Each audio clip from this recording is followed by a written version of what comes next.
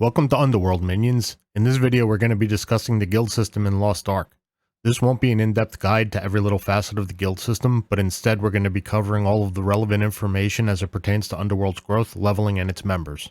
The first important thing you need to know about guilds in Lost Ark is they are not account-based, they're character-specific. This is going to present a unique challenge trying to keep everybody's name straight. The roster does have a note field that only you can edit, so we're going to be requiring all members to put their Underworld Discord name in this field. At the heart of the guild system, there are two main currencies: Solmael Bloodstones and Yellow Silmanites. Both the guild and its members can earn Solmael Bloodstones, but they have very different uses, which we'll go over in just a bit. The Solmael Bloodstones are character specific and cannot be shared with the rest of your account like most other currencies. The Yellow Silmanites are specific to the guild and are essentially bloodstones that are held in escrow until the weekly reset. They can be obtained in various different ways like login bonuses, guild quests, and other guild activities. Bloodstones are going to be a critical part of guild growth. I just want to make the distinction real quick that guild growth and guild leveling are not the same thing. Guild growth will open up new opportunities for the guild and is done primarily through research, while guild leveling will unlock new research projects and allow us to recruit more members. One of the main ways the guild will be using bloodstones is to complete various research projects.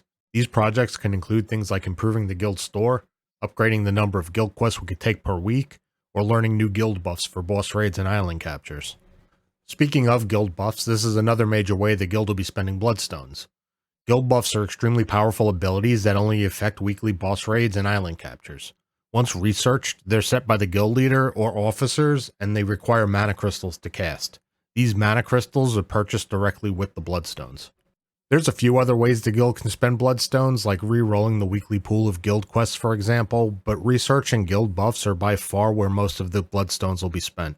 For guild members, their Solmael bloodstones can be spent at the guild store to purchase various consumables and extra upgrade materials each week. That just about covers all the major uses of the Solmael bloodstones, but how do you get them? You can get a certain amount of bloodstones directly each week, but opportunities are usually pretty limited. The largest potential single source of your weekly bloodstones will come from the contribution system. The contribution system may seem confusing at first, but it's really very simple. You can earn contribution from just about anything you do for the guild, like completing guild quests, taking part in guild events, donating to the guild. You can even earn contribution just by logging in. Your contribution rating in the guild indirectly helps the guild, since most activities that earns you contribution will also earn the guild bloodstones and guild XP, but your contribution ranking is there primarily to benefit you. The easiest way to explain how the contribution system works is to just see it in action. Let's say we have a guild with 50 members, and we earned 100,000 Yellow Silmanites that we have in escrow. On the weekly reset, those 100,000 Yellow Silmanites will get converted to 100,000 bloodstones. The first thing that's going to happen is those bloodstones are going to get divided up between the guild treasury and the guild members based on the split that the guild leaders decided. To keep things simple, we're going to say it's a 50-50 split. So 50,000 bloodstones are going to go directly into the guild treasury, and the other 50,000 are going to be set aside for guild members. The guild leader will also set a minimum weekly goal for contribution. This is the number you're going to need to reach in order to get your full reward for the week. So let's bring this all together. We have 50,000 bloodstones to distribute to the guild members. Let's say that 30 members reach their weekly goal, another 10 members only reached 50% of their weekly goal, and the remaining 10 members had no contribution at all. So those 10 members aren't going to earn any extra bloodstones. The 50,000 bloodstones are then divided among the remaining 40 members based on their contribution. So each member can earn a maximum of 1,250 bloodstones for the week. The 30 members that reach their goal will get the full 1,250 bloodstones, while the remaining 10 members that only met 50% of their goal will each receive 625 bloodstones. The extra 625 bloodstones left over will be added to the guild treasury. And that's it. That's how the contribution system works. As I mentioned earlier, guild growth and guild leveling are not the same things. Bloodstones have no impact on guild leveling, and personal contribution only indirectly helps to a point. To level the guild, we're going to need to start making guild XP. Leveling the guild is going to allow us to recruit more members and unlock important research projects. It's critical that we start leveling the guild as early and as efficiently as possible. As you're going to see, this is not a fast process that is heavily time-gated and it cannot be rushed. Because of this, much of the information that follows greatly informs Underworld's guild policies. We'll go into the guild policies and Underworld's launch plans at the end of this video, but for now let's take a look at the different ways in which you can earn guild XP. The first of these methods is the daily login bonus, which is one of the most efficient and easiest ways we're going to have to level early on. Simply log into the game and open the guild window. Doing this will give the guild 3 guild XP and 500 yellow silmanites. It'll also give you 5 contribution and 350 Silmail bloodstones. The next easiest way to earn guild XP is through donations. There are 3 different types of donations you can make, and you can make one of each every 24 hours. The first donation type is 6,000 silver. Silver is by far the most common currency, and you get it by just about any activity you do in-game. You should almost always have an abundance of silver, and 6,000 is really a trivial amount. When you donate 6,000 silver, the guild will be awarded 1 guild XP, and 50 Silmail bloodstones will be deposited directly into the guild treasury. You'll also personally get 10 contribution points and 50 Silmail bloodstones. The next type of donation is 100 gold. Gold is a much more valuable resource and obtained by things like consistently completing your daily and weekly quests, abyss dungeons, and legion raids once we get those. When you donate 100 gold, the guild will be awarded 1 guild XP, and 200 bloodstones will go directly to the guild treasury. You'll also personally receive 30 contribution and 200 bloodstones. The final donation type are guild marks, which are purchased using blue crystals in Marie's Secret Shop, which is a limited time offering section in the in-game cash shop. When you donate a guild mark, the guild will be awarded 2 guild XP, and 200 bloodstones will go directly to the treasury. Your personal reward will be 50 contribution and 200 bloodstones. The daily login bonuses and donations may appear to offer very small amounts of guild XP, and they do, but across all members, even these small amounts will begin to really add up. For the early levels of the guild, these will be our most efficient, in fact, our only way of being able to earn guild XP. There are, however, better ways to earn guild XP in the long term. The first of these are guild quests, which are weekly quests that the guild can work on together. Each member can accept a repeatable personal version of the guild quest, which rewards you with guild quest progress, a large amount of personal contribution, and a one-time bloodstone reward for your first completion. At first, the guild will only be able to accept 1 guild quest per week. Each quest will also be limited to the Tier 1 reward track. In time, with guild growth and research, we'll be able to grow this to 3 Tier 5 quests per week for the guild. We can choose which quests we do from a pool of 6 available quests broken up into 3 categories, offering 2 choices from each category: combat, life skills, and sailing. Once a quest is chosen, it's locked in for the week and cannot be changed. If we don't like our choices for the week, we can always re-roll the list using bloodstones from the guild treasury.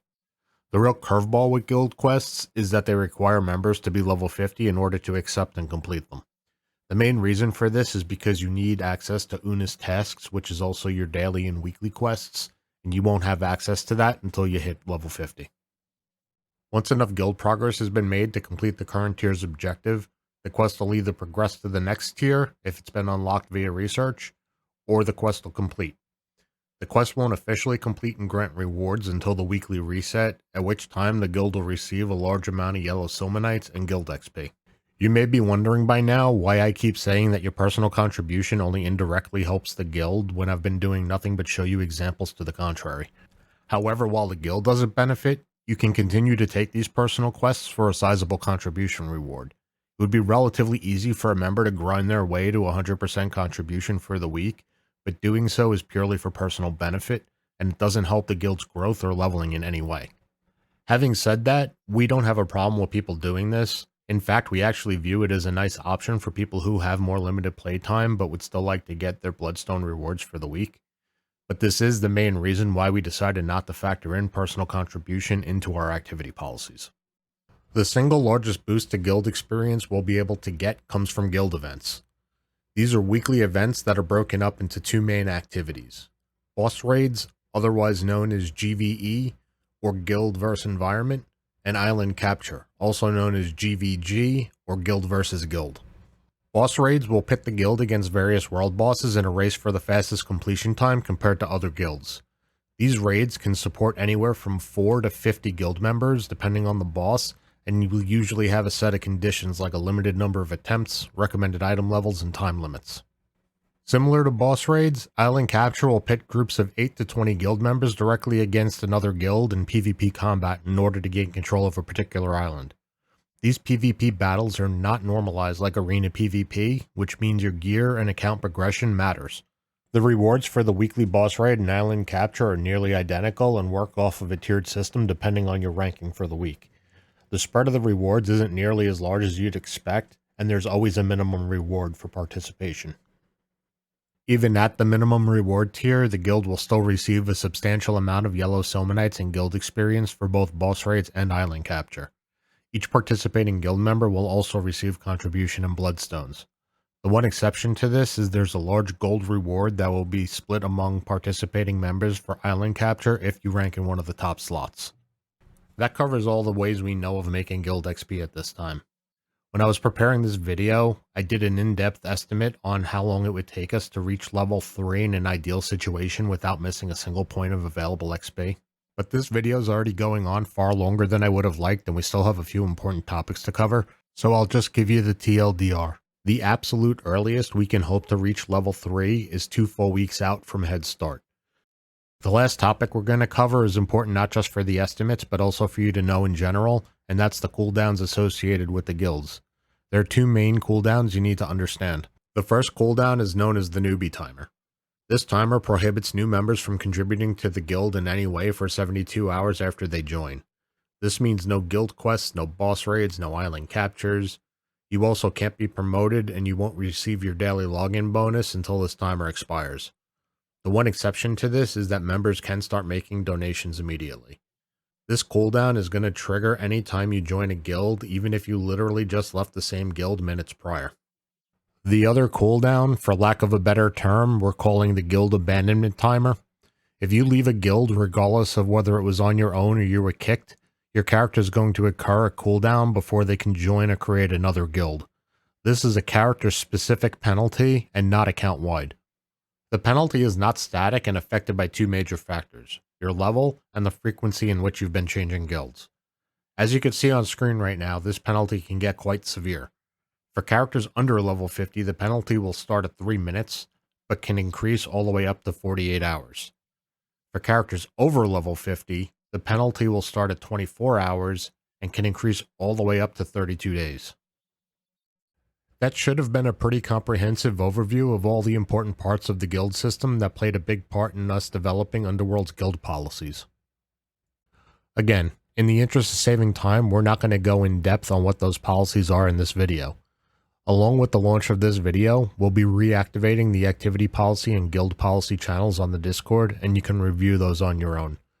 Hopefully after watching this video, everything there will make sense to you, and you'll have some insight on our decision making.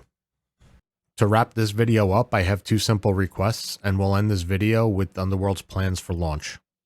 We understand that many people are coming in completely fresh to the game and haven't played the beta or the Russian versions, and they're still conflicted on what classes they want to play at launch, and that's completely fine. To those people, my first request is simple. Please try to do as much research as you possibly can before launch to try to determine which class is going to be right for you. I really hope this video has made it evident that guild leveling and guild growth is very much going to be a group effort, and if we have too many people hesitating on these decisions, it's going to have a substantial impact on the guild progression. Because of this, we've decided to make a special launch version of the character swap policy, so please be sure to check this out in the guild policy channel. For those of you that may not be aware, Eastern gaming culture is drastically different from Western gaming culture. To that end, I'm sure many of you have watched Lost Ark videos and heard things like, you need X amount of vaults in order to be efficient at the end game, you should be skipping all the side quests, you've probably seen checklists on what to do on each character every single day, you've heard of people logging in the middle of the night to hit certain events, and other suggestions promoting a hyper-efficient style of gameplay.